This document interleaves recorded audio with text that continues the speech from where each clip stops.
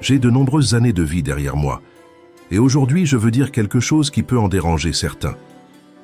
Une grande partie de ce qu'on nous a fait croire au sujet de l'âge, du passage du temps et du vieillissement n'est pas entièrement vrai.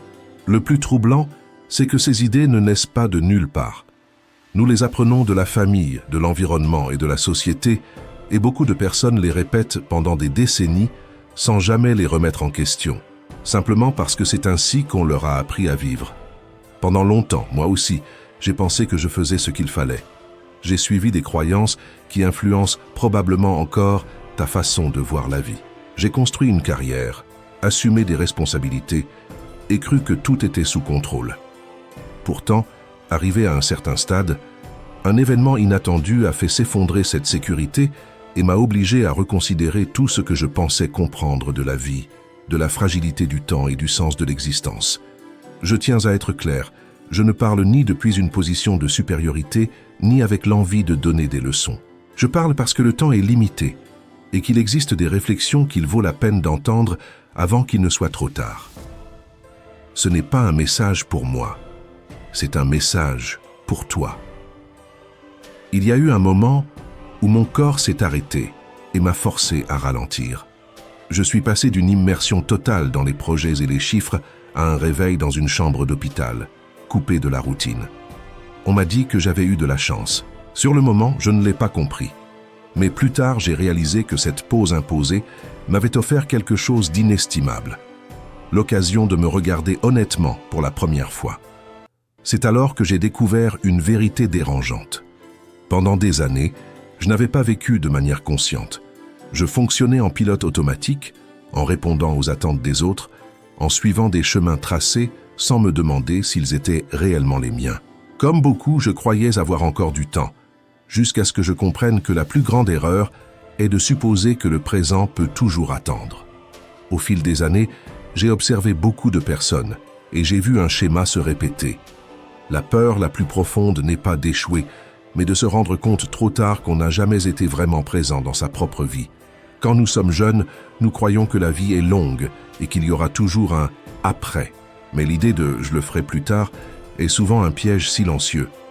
Des personnes de tous âges s'approchent et expriment la même chose avec des mots différents. Elles font ce qu'il faut, remplissent toutes leurs obligations, mais se sentent vides à l'intérieur. Parfois, il ne faut pas une réponse, mais un instant de silence.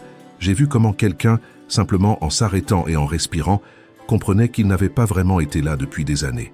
Cette prise de conscience vaut plus que 1000 explications. On dit que l'on choisit entre être présent ou se laisser emporter par le courant. La majorité vit prisonnière de plans, d'objectifs et d'obligations et habite rarement l'instant. Réponds-toi avec sincérité. Quand as-tu pris la dernière fois le temps de t'arrêter, non pas par fatigue, mais pour ressentir la vie telle qu'elle est? Si quelque chose en toi a bougé en lisant ces lignes, ce n'est pas un hasard. À partir d'ici, nous parlerons de la manière dont le succès nous éloigne souvent de nous-mêmes, de la façon dont nous remettons notre propre vie à plus tard sans nous en rendre compte, et des endroits par lesquels on peut commencer à changer sans tout détruire.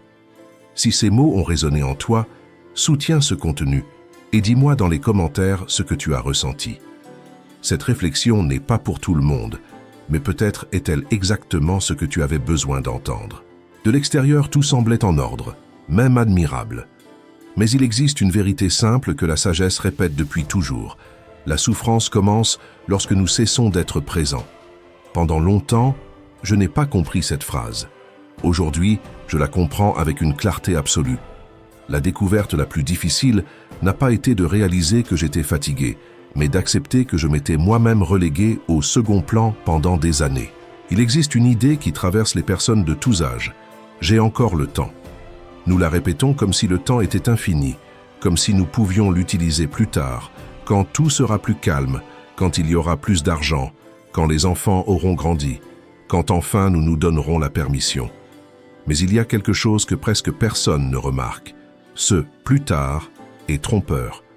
Il se déplace toujours vers l'avant, comme l'horizon.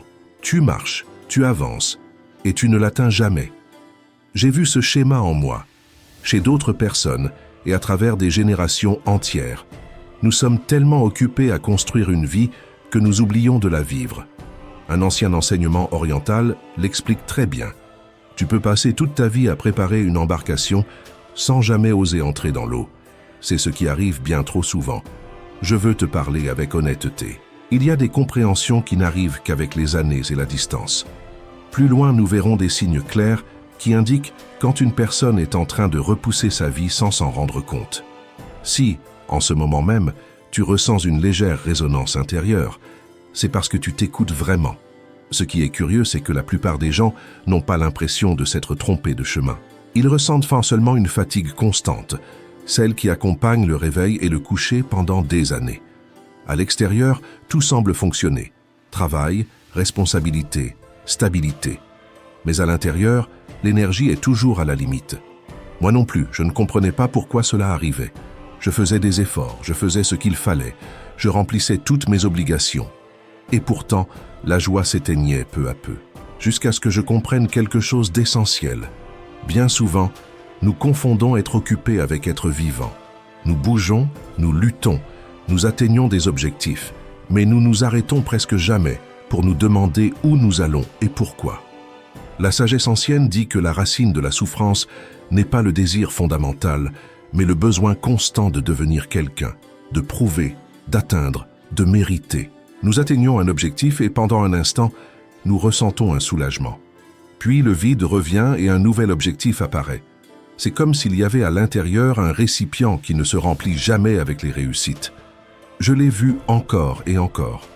Des personnes qui montent en grade, améliorent leur statut, changent d'environnement, mais ont le sentiment que la vraie vie est restée ailleurs. Il y a une image qui le décrit parfaitement. Un tapis roulant. Tu cours, tu t'efforces, tu transpires, mais tu restes au même endroit. C'est ainsi que la vie se ressent lorsque le succès devient une fin en soi. Et c'est là que surgit la douleur la plus profonde, non pas celle des erreurs, mais celle des regrets. Ce qui fait le plus mal, ce n'est pas ce que tu as mal fait, mais ce que tu n'as jamais osé faire. Les conversations remises à plus tard, les voyages reportés, les paroles d'amour jugées gênantes, les risques que tu n'as pas pris. Avec le temps, les erreurs s'adoucissent, mais ce qui n'a pas été vécu demeure. Je me souviens à peine de mes échecs professionnels, mais je me souviens très bien des moments que j'ai laissés passer. Des personnes dont j'aurais pu être plus proche, des jours que j'aurais pu vivre autrement, des désirs qui ont toujours attendu le moment parfait. Et voici une vérité difficile à accepter. Tant que tu restes pris dans la tourbillon, ce moment n'arrivera pas. La vie ne se présente jamais ordonnée, silencieuse et prête. Elle est toujours imparfaite, bruyante et incomplète. Si tu attends que tout s'aligne, tu peux attendre toute une vie. Je ne partage pas cela pour t'effrayer, mais pour que tu prêtes attention si, en toi, commence à surgir une question douce mais insistante. Est-ce vraiment ma vie? Ce n'est pas une faiblesse, c'est de l'honnêteté. Si tu sens que cette conversation est pour toi, écris-le dans les commentaires et partage ce qui a résonné en toi. Abonne-toi, car ce qui vient ensuite pointe vers l'essentiel, ce pourquoi il vaut la peine de s'arrêter et d'écouter. Avec les années, arrive une simplicité inattendue. Non pas parce que la vie devient plus facile, mais parce que l'inutile cesse d'avoir de l'importance lorsque tu comprends que le temps n'est pas infini. Les questions changent d'elles-mêmes. Ce n'est plus comment faire pour obtenir plus, mais à quoi suis-je en train de consacrer mes journées? Ce n'est plus comment impressionner, mais qu'est-ce qui est vraiment à moi? Dans la tradition bouddhiste, il existe une idée silencieuse mais puissante. Chaque jour est une vie entière, et si un jour est vécu sans attention, toute la vie passe de la même manière. J'ai cherché des réponses compliquées pendant des années, et j'ai fini par découvrir qu'elles étaient étonnamment simples. Ce n'est pas la quantité de choses que tu fais qui définit ta vie, mais la qualité de ta présence en elle. Ce n'est pas l'ampleur de tes objectifs qui compte, mais le sens de ce que tu poursuis pour toi. Ce ne sont pas les réussites bruyantes qui laissent une trace, mais les liens sincères et les connexions chaleureuses. Avec le temps, il devient évident que les moments les plus précieux n'exigent pas d'efforts extrêmes, mais une attention authentique, une conversation où tu écoutes vraiment, une matinée vécue sans hâte, une promenade où l'esprit, enfin, s'apaise. Nous avons tendance à penser que changer sa façon de vivre implique de tout casser, quitter son travail, partir loin, recommencer à zéro. Mais la plupart des transformations réelles commencent de manière silencieuse et simple. Elles commencent par un non dit sans culpabilité, par un oui que tu remettais depuis longtemps, par une question honnête que tu te poses sans te mentir ni te presser. Ainsi, peu à peu, l'intérieur se remplit. Il n'est pas nécessaire de bouleverser toute sa vie. Il suffit de commencer à y mettre ce qui compte vraiment. Quand je regarde en arrière, je comprends que le plus précieux n'a pas été les années en elles-mêmes, mais les états intérieurs que j'ai vécus. Le calme de ne rien avoir à prouver, la liberté d'exprimer ce que je ressens, la permission de m'arrêter sans avoir l'impression de perdre quelque chose. Et, curieusement, rien ne s'est effondré. Au contraire, la vie est devenue plus profonde et plus réelle. Si je pouvais te laisser une seule idée, ce serait celle-ci. N'attends pas une autorisation pour vivre. Personne ne la donne. N'attends pas que les conditions parfaites apparaissent, car elles n'arriveront pas. Et ne pense pas qu'il existe un âge juste pour commencer. Tu y es déjà. Tu peux commencer dès aujourd'hui. Appeler quelqu'un, écrire ce message, lâcher l'inutile, te choisir, ne serait-ce que pendant 5 minutes. Quand tu commences à traiter ton temps comme quelque chose de précieux, tout change. Tu cesses de te gaspiller, de te remettre à plus tard, et soudain tu sens qu'à l'intérieur il y a plus d'espace, plus d'air. Si ce message a résonné en toi, partage-le. Dis-nous dans les commentaires ce que tu aimerais commencer à faire différemment. Et abonne-toi. Cela peut être le premier pas.